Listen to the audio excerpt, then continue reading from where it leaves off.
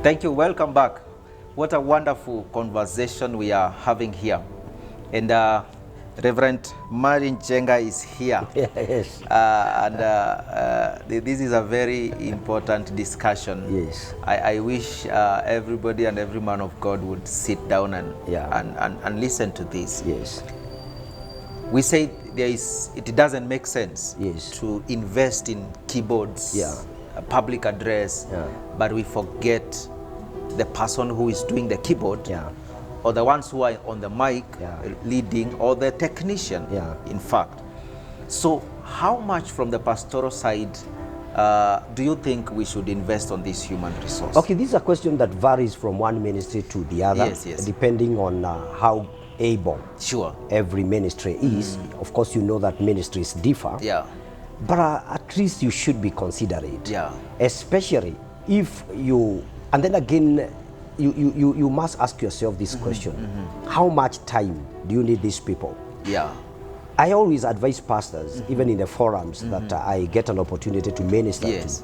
And I always tell them, if you need that person as a full-time, if you need him in his full-time, then you must also put that question, that that person also, that the fact that he's in the altar, Haija deny the other needs, all right, and the other things that always happen. So if in case you are unable to make that person to be full-time, then allow that man go work. Let meet with that person on Friday and maybe Wednesday, and I can tell you results will be minimal. Of course. Will be minimal because like you have said, you talked about investment. And one of the areas that worship must invest, other than even money, is in their time. Practice is not easy. Harmonizing and the sounds and everything is not easy. So you have asked a question, how much should we invest? If the ministry is able. You see, the ministries that are doing very well, the research are telling us, and sorry to say this, I don't know whether I will divert, but most of the ministries that does it well is Nigerians, the West Africans. But the way they look at it is that a worship minister is as good as a pastor.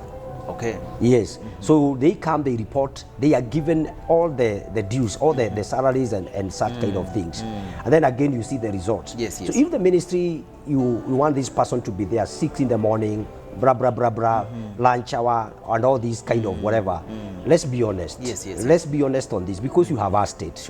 It is always good to be considerate on the human part of that person.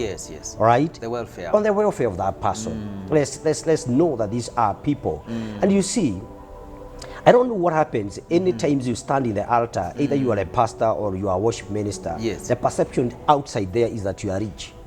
All right? Especially if you are doing it in a big ministry. The perception goes there, sini worship leader, si anakuaga, be very rich. Si anakuaga na Pastor Martin. Si we know Pastor Martin. And therefore, it is something that the board of the church must sit down and see. Now, the other thing on that one, if you are able to help those people to develop their own lives, I've seen pastors who do that. Like, for example, you help their wife. All right, you establish maybe a very good business for their wife, so that this man at least may be free. Or else you allow these people to do other things that will help them. But let me tell you, this is not an easy topic. I know. I even know those people will be watching this. It will create a lot of emotions. I know. Because like you said, ministries are not the same. And some ministries are capable. Others are not. But I think there lacks a balance where you find a ministry that is not, maybe let's use the word capable, but they want to behave like they are capable. They want to put somebody there full time, but they are not capable. So you find the welfare of that man it will not be well taken care of. And that man may be hurt in the course of duty.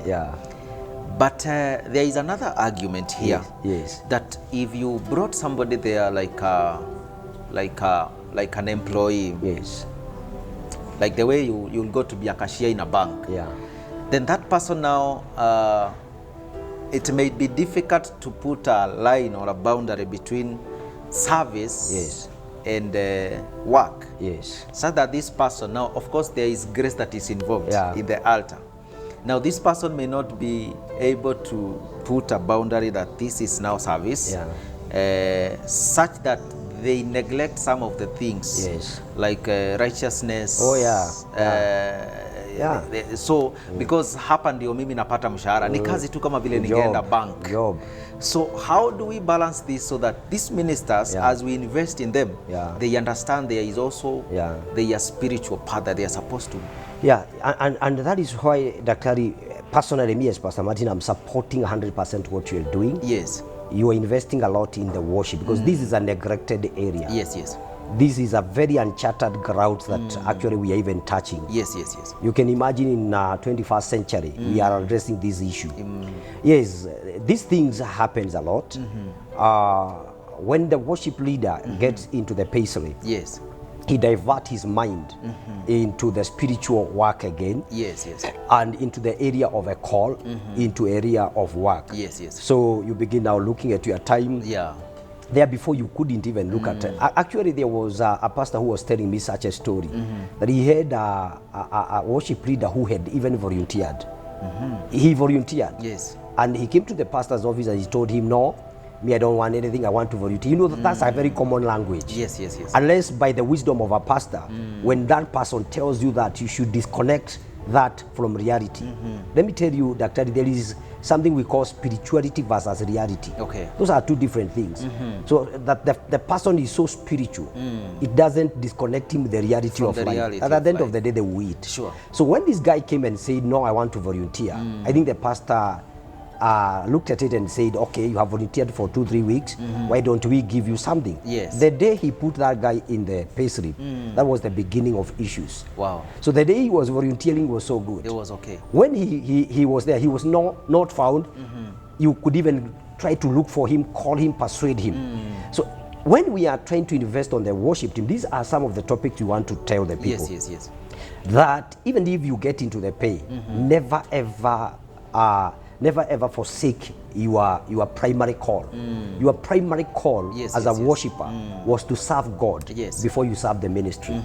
So when you become somebody who gets a pay slip, sometimes you get into a test or a temptation of serving the ministry or the minister who is your pastor, and you forget about serving God. Okay. So never ever forget that your primary call, number one, before you lead other people to worship, you are a worshiper. You have a connection with our God. So let no pay slip, nothing should come between you and your God. So if you used to come for morning glories, if you used to fast, if you used to maintain holiness and righteousness, let there be no amount of money that can separate you from the love of God. And that is a plea I'm making, because that is one area that has made worship leaders to be accused. All right? They are accused of immorality, they are accused of all these things. You know the things that worship leaders are accused of. They don't give in church and all that things. But I'm telling any worship leader, first of all, invest in your relationship with God. Let the relationship between you and the man of God come as second. Because you can change the man of God, you can change ministry, but you cannot change God. You can come from one ministry to another, but you will never change God. God will remain to be God. Will remain to be God. And do you think the man of God has played a part in this? Trying in the quest to try to make their worship team look good and professional, if we may use that word.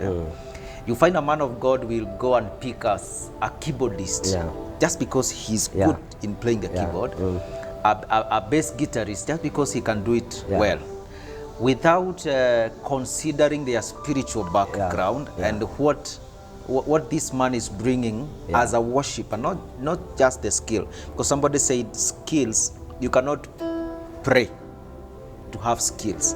Skills comes out of the repetitive things we do. But when we come now to worship leading, it's more spiritual. Do you think men of God are playing part in this because they don't consider? Yes, very well. Let me give you my model. There are three models into which you can look at the people who are working around you. Number one, there is what we call the hirings. The hirings. The hiring is the least and the worst in the list that I'm about to mention. Because in the hiring, there is no criteria, there is no credentials. So all you need is you can do keyboard. You don't care where they came from. You can sing. You don't care where they came from.